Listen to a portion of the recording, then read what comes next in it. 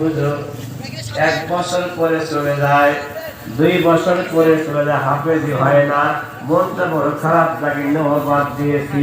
আপনি নিয়ত করেছিলেন পরিপূর্ণ হাফেজ বানায় সন্তানটাকে বিদায় করে দিবেন। আপনি আমি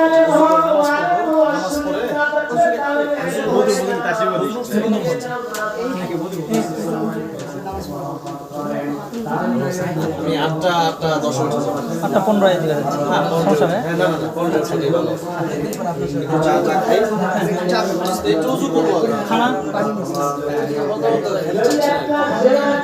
পরে খাবে। নাস্তা এখানে নাস্তা কি আগে দিব? দিয়ে দেন আগে দিন খাবার চাপ ঠিক আছে